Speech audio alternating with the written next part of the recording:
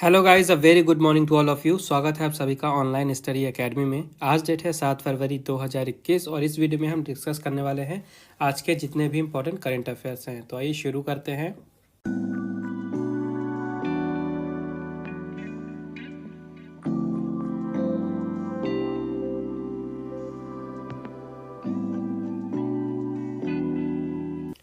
तो आज का पहला अपडेट है, Piyush Goyal has co chaired the first India EU high level dialogue on trade and investment.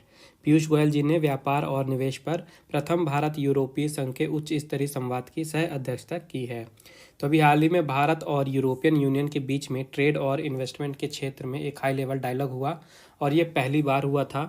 तो इसी की सह अध्यक्षता की भारत की तरफ से जो भारत के minister of commerce and industry हैं श्री पीयूष गोयल जी ने, वहीं यूरोपियन यूनियन की तरफ से मिस्टर वाल्दिस डोम्ब्रोवस्किस ने इसकी सह अध्यक्षता की, जो कि यूरोपियन यूनियन के एग्जीक्यूटिव वाइस प्रेसिडेंट हैं और साथ ही ट्रेड कमिश्नर हैं।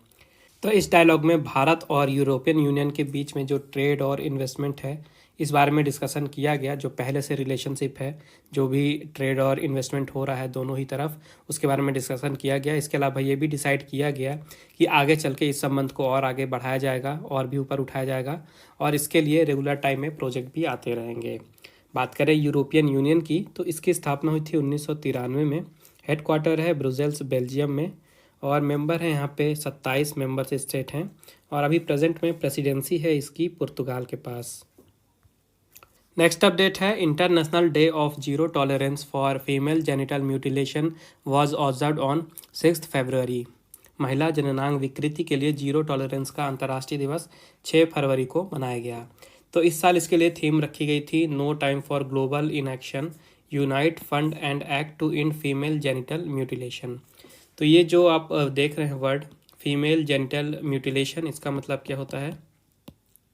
इसका मतलब होता है जो भी फीमेल्स के जेनिटल्स होते हैं यानी जननांग होते हैं, तो नॉन मेडिकल रीजन से अगर उनके साथ कोई छेड़खानी की जाती है या उनमें इंजरी लाई जाती है तो इसको कहा जाता है फीमेल जेनिटल म्यूटिलेशन और इसको एक अपराध माना जाता है इंटरनेशनल लेवल पे। ये जो मानव अधिकार होते हैं उनका वायलेशन माना जाता है। इससे अलावा जो फीमेल्स हैं या गर्ल्स हैं, वुमेन्स हैं, उनके हेल्थ पे भी इसका बहुत ज़्यादा असर पड़ता है।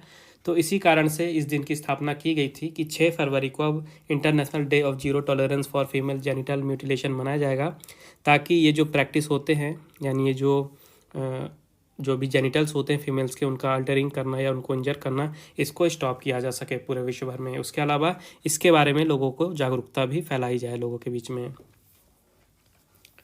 नेक्स्ट अपडेट है, third phase of Assam Chah Bagicha Dhan Puraskar Mela was held at Guwahati. Assam के चाह बगीचा धन पुरस्कार मेला का तीसरा चरण गुवाहाटी में आयोजित किया गया। तो इस इवेंट को अटेंड किया भारत की union finance minister Nirmala Sitharaman ji ने। और इस इवेंट के अंदर में जो असम की सरकार है, उन्होंने जो असम के टी गार्डन एरियाज़ हैं वहाँ से लगभग 7.5 लाख लोगों के खाते में 3,000 रुपये ट्रांसफ़र किए। और ये जो फाइनेंशियल असिस्टेंस दिया गया है असम सरकार के द्वारा, ये दिया गया है चाह बगीचा धन पुरस्कार स्कीम के अंदर में। तो ये जो स्कीम है ये असम सरकार के द्वारा 2017-18 में लॉन्च की गई थी और इस स्कीम के अंदर में जो वहाँ के टी गार्डन एरियाज़ हैं वहाँ के लोगों के खाते में 2500 रुपये भेजे जाने थे। तो ऐसे खाते जो कि डीमोनेटाइजेशन के बाद खोले गए थे, इन खातों में 2500 रुपये भेजे जाने थे। और ऐसे खाते जिन्हें जो डीमोनेटाइजेशन के पहले खोले गए थे उनमें 5,000 रुपये पहली किस्त में भेजे गए और 2500 रुपये दूसरी किस्त में भेजे गए। और इसे लॉन्च क्यों किया गया था? इसे लॉन्च किया गया था ताकि वहाँ के लोगों को इनकरेज किया जा सके कि वो अपना अपना बैंक अकाउंट खोलें। और कौन से लोग? टी गार्डन एरिया में जो लोग हैं वो। नेक्स्ट अपडेट है, Sarbananda Sonowal inaugurated Assam's first heliport at Majuli. Sarbananda Sonowal ji ने माजुली में असम के पहले हेलीपोर्ट का उद्घाटन किया है। तो अभी हाल ही में असम के चीफ मिनिस्टर सर्बानंद सोनोवाल जी ने असम में जो माजुली है वहाँ पे पहला हेलीपोर्ट का इनॉग्रेशन किया है। और जो हेलीपोर्ट है इसे बनाने में 50 लाख रुपए का खर्च आया है। और इसे बनाया क्यों गया है? इसे बनाया गया है ताकि माजुली में जो टूरिज़्म है उसको ज़्यादा से ज़्यादा और भी बढ़ाया जाए, क्योंकि माजुली जो है ये विश्व का सबसे बड़ा रिवर आइलैंड माना जाता है। और इस हेलीपोर्ट में 3 हेलीकॉप्टर एक साथ उतरने की फैसिलिटी है। तो जो असम है, चीफ मिनिस्टर हैं सर्बानंद सोनोवाल, कैपिटल है दिसपुर और गवर्नर हैं जगदीश मुखी। नेक्स्ट अपडेट है India's first thunder storm research test bed will be set up in Odisha's Balasore.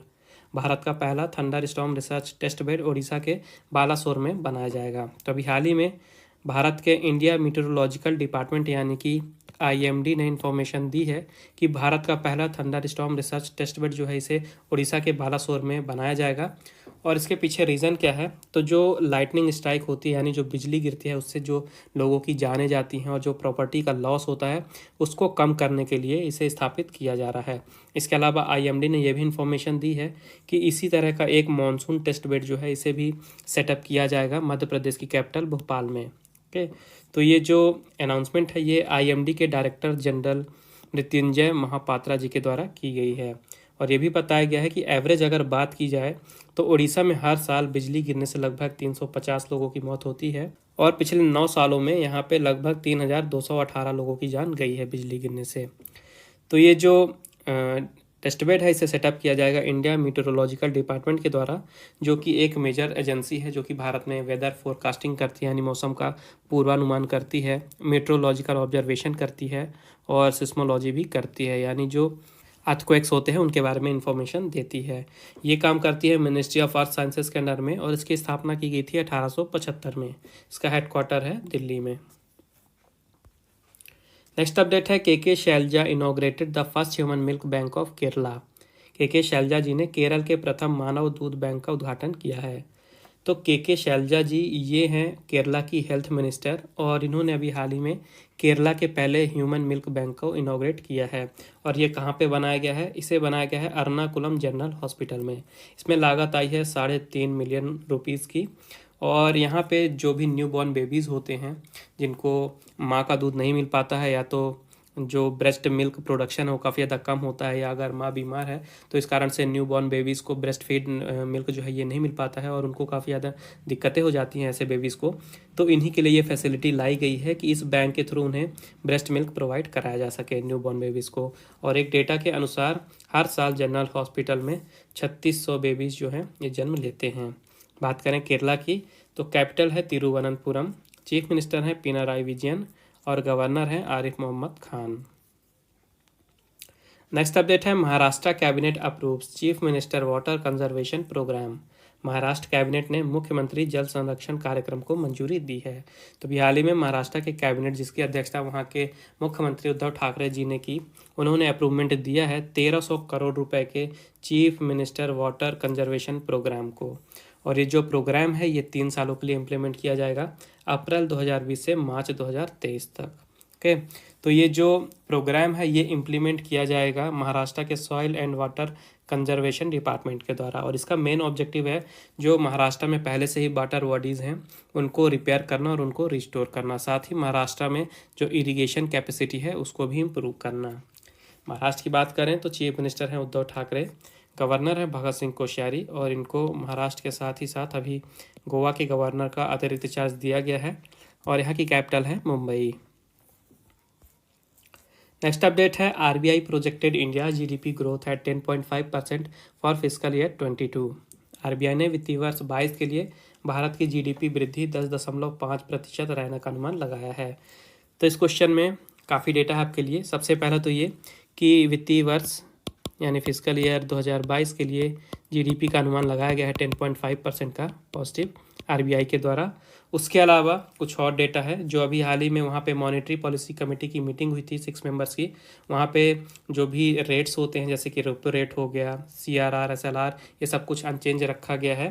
तो एक बार फिर से देख लेते हैं। रेपो रेट रखा गया है 4% पे, रिवर्स रेपो रेट रखा गया है 3.35%, मार्जिनल स्टैंडिंग फैसिलिटी रेट रखा गया है 4.25%, बैंक रेट रखा गया है 4.25%, CRR है 3% पे और SLR है 18% पे।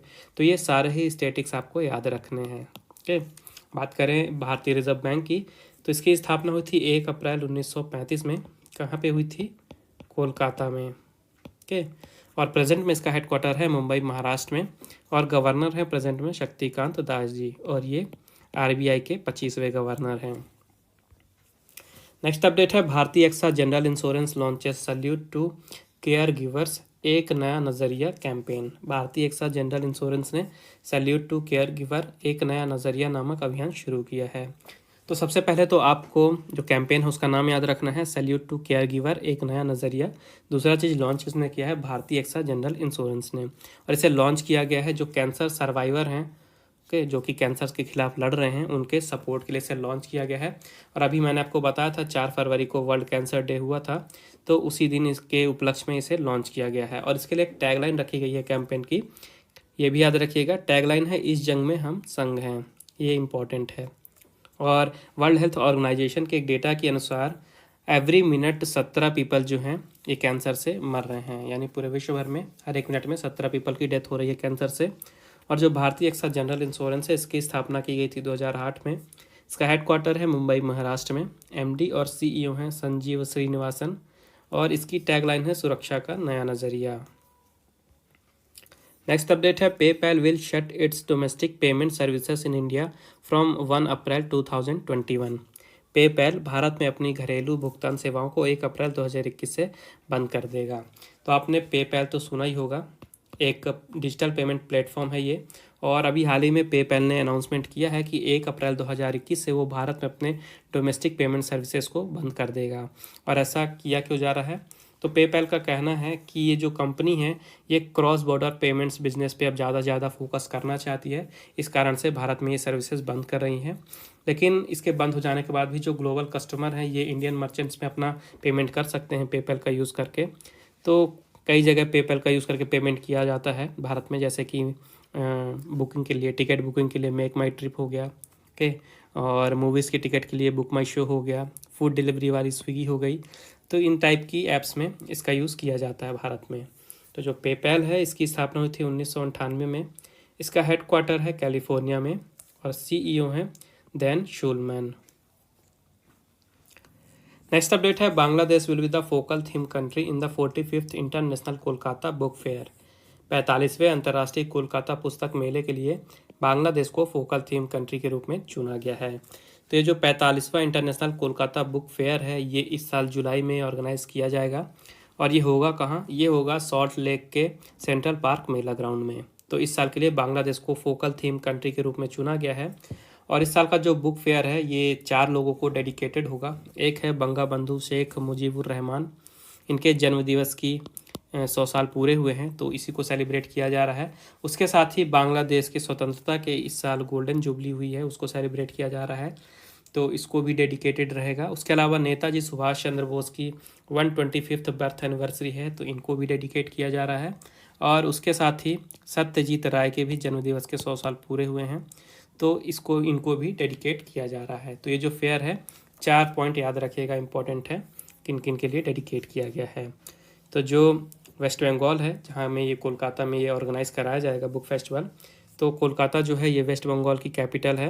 यहाँ के गवर्नर हैं जगदीप धानकर और चीफ मिनिस्टर हैं ममता बनर्जी। और बांग्लादेश की बात करें तो यहाँ की कैपिटल है ढाका, प्राइम मिनिस्टर हैं शेख हसीना, प्रेसिडेंट हैं अब्दुल हामिद और करेंसी है टका।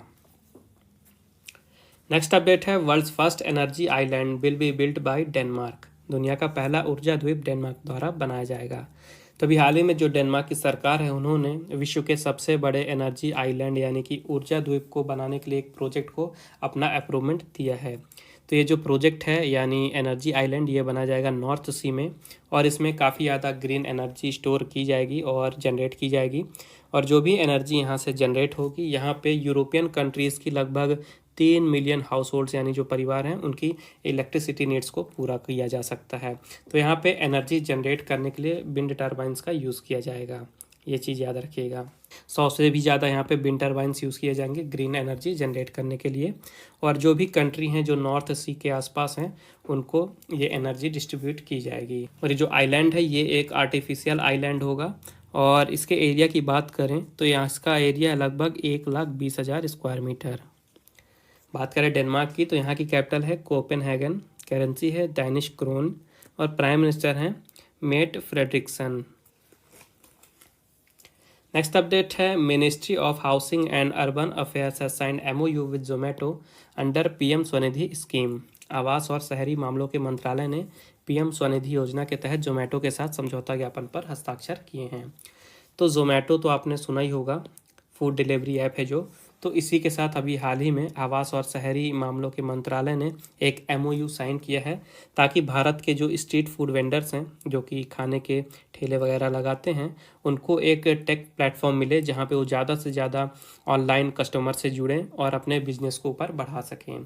तो जो प्रधानमंत्री जी के द्वारा PM स्वनिधि स्कीम जारी की गई थी, यानी street vendors Atmanirbhar Nidhi scheme, इसी का एक पार्ट है ये MOU। इससे होगा क्या कि जो भी स्ट्रीट वेंडर्स हैं उनको अपना बिजनेस और भी ज़्यादा बढ़ाने में हेल्प मिलेगी। तो इसी के एक पार्ट के रूप में जो मिनिस्ट्री है, ministry of housing and urban affairs, इन्होंने एक मोबाइल एप्लीकेशन भी लॉन्च किया है। मोबाइल एप्लीकेशन का नाम है PM स्वनिधि से समृद्धि, ये याद रखिएगा। तो जो ministry of housing and urban affairs हैं, यहाँ के मिनिस्टर ऑफ स्टेट हैं इंडिपेंडेंट चार्ज हरदीप सिंह पुरी जी। इनकी कंस्टिट्यूंसी है उत्तर प्रदेश, और जो जोमेटो है इसका हेडक्वार्टर है गुड़गांव में, और यहाँ के फाउंडर और CEO हैं दीपेंद्र गोयल। नेक्स्ट अपडेट है Pulitzer prize winner Jhumpa Lahiri's novel whereabouts is set to release. Pulitzer पुरस्कार विजेता झुम्पा लाहिरी का उपन्यास वेयर अबाउट्स जल्द ही जारी होगा। तो ये है वो नोवेल उपन्यास जिसका नाम है वेयर अबाउट्स। तो एक्चुअली में ये एक इटालियन नोवेल है और इसको इंग्लिश में ट्रांसलेट किया गया है झुम्पा लाहिरी जी के द्वारा। ओके, ये जो बुक है इसे पब्लिश किया जाएगा पेंगुइन रैंडम हाउस इंडिया के द्वारा। और इस नोवेल में बताया क्या गया है, इस नोवेल में एक वुमेन प्रोटैगनिस्ट के बारे में बताया गया है। वुमेन प्रोटैगनिस्ट मतलब कि जो भी नाट्य में मुख्य कलाकार होते हैं, मुख्य भूमिका में होते हैं, उनको प्रोटैगनिस्ट कहा जाता है। तो एक वुमेन प्रोटैगनिस्ट और उसकी लाइफ की जर्नी के बारे में इस बुक में बताया गया है। ये बुक जो है ये अप्रैल में रिलीज़ होगी। और जो झुम्पा लाहिरी जी हैं इनको सन 2000 में इनको पुलिट्जर प्राइज से सम्मानित किया गया था। तो इनकी डेब्यू बुक थी वो, जिसका नाम था द इंटरप्रेटर ऑफ मेलोडीज, याद रखिएगा। 1999 में ये किताब पब्लिश की गई थी, द इंटरप्रेटर ऑफ मेलोडीज, और ये इनकी डेब्यू बुक थी और सन 2000 में इसको पुलिट्जर प्राइज दिया गया था। राइटर थी झुम्पा लाहिरी। तो ये थे आज के important current affairs. I hope आपको यूजफुल लगे होंगे। वीडियो पसंद आए तो प्लीज़ वीडियो को लाइक ज़रूर करें, ज़्यादा से ज़्यादा शेयर करें अपने दोस्तों के साथ, और चैनल को सब्सक्राइब जरूर करें। और रिवीजन के लिए अगर आपको PDF चाहिए तो उसकी लिंक मैंने नीचे डिस्क्रिप्शन बॉक्स में दे दी है, आप वहाँ पे विजिट करके फाइल डाउनलोड कर सकते हैं। और बेल आइकन दबाना मत भूलिएगा ताकि नोटिफिकेशन आपको मिलती रहे लेटेस्ट वीडियोस की। इसके अलावा अगर आपको कहीं पे कुछ डाउट है या आपका कुछ सुझाव है तो आप मुझे कमेंट बॉक्स में बता सकते हैं। तो फिर मिलते हैं कल कुछ नए करंट अफेयर्स के साथ। तब तक के लिए take care and thank you guys.